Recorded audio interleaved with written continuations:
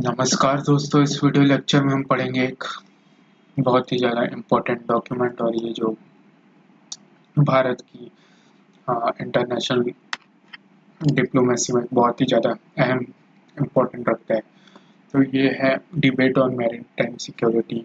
तो हाल ही में अगस्त 2021 में भारत ने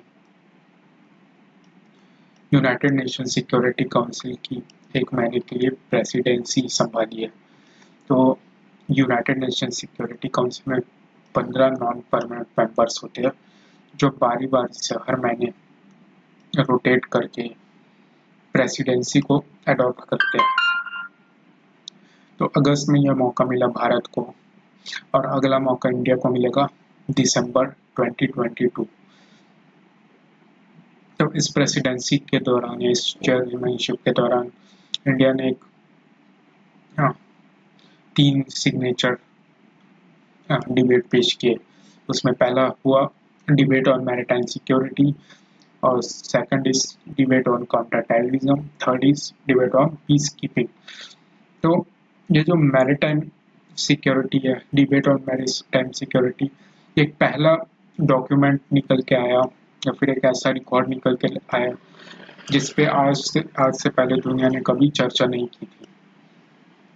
हालांकि ओशन को लेके बहुत से लॉज मौजूद है, लेकिन हम बात करें सिक्योरिटी, सुरक्षा को लेके, ग्लोबल सिक्योरिटी, मैरीटाइम, समंदर की सिक्योरिटी को लेके, तो इस पे कभी डिबेट नहीं हुई थी। लेकिन इस और ध्यान लाया हमारे भारत ने इस सिक्योरिटी काउंसिल के दौरान।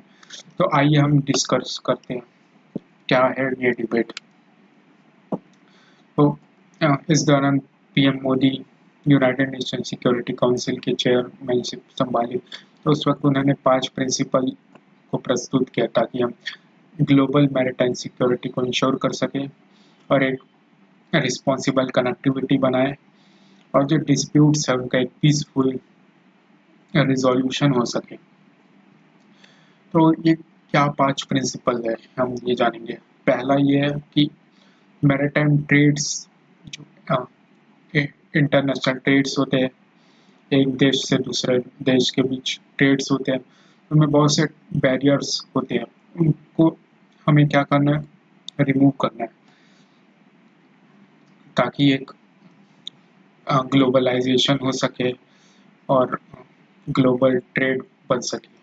तो इस दौरान पीएम मोदी जी ने भारत के द्वारा 2015 में लाए गए एक रीजनल क्षेत्रीय मैरीटाइम सिक्योरिटी फ्रेमवर्क जिसे उन्होंने बनाया था, जिसका नाम था सागर, उस बारे में लोगों को बताया। सागर का एब्रीविएशन है security and growth for all in the region. फिर दूसरी इन्होंने बात की मैरीटाइम डिस्प्यूट्स का पीसफुल मेथड से रिजोल्यूशन हो सके अंतर्राष्ट्रीय नियम एवं कानूनों के मुताबिक। तो उन्होंने ये कहा कि ये एक बहुत ही ज़्यादा एक्सट्रीमली इम्पोर्टेंट है कि हम आपस में देशों के बीच में ट्रस्ट को प्रमोट कर सके, कॉन्फिडेंस बना सके ताकि ग्लोबल पीस और स्टेबिलिटी को हम इंश्योर करें। तीसरी बात इन्होंने ये कही कि सारे देश जो मैरीटाइम थ्रेट्स होते हैं, नॉन स्टेट एक्टर्स जैसे कि पायरेट्स हो गए, सी पायरेट्स, फिर टेररिज्म, टेररिस्ट ऑर्गेनाइजेशंस या फिर जो नेचुरल डिजास्टर्स होते हैं, सुनामी, अर्थक्वेक, साइक्लोन्स, इन सभी को जॉइंटली टैकल कर सके। तो इस वक्त इंडियन ओशन, हिंद महासागर में भारत एक सिक्योरिटी प्रोवाइडर के रूप में देखा जाता है या आसपास के नेबरिंग कंट्रीज को डिजास्टर्स में मदद करता है। मैरीटाइम की बात करें हम अगर, फिर चौथी बात की गई जो कि 21वीं शताब्दी की बहुत ही ज़्यादा बड़ी प्रॉब्लम है, वो है पॉल्यूशन।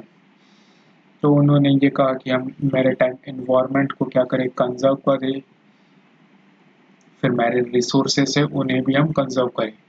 फिर जैसे पॉल्यूशन होते हैं कि प्लास्टिक वेस्ट, फिर ऑयल स्पिल्स, इन सभी को अभी हम क्या करें,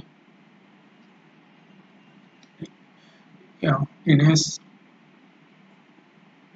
इनका समाधान निकाला जा सके, ऐसे कुछ नियम कानून पॉलिसीज फ्रेमवर्क्स लेके आए।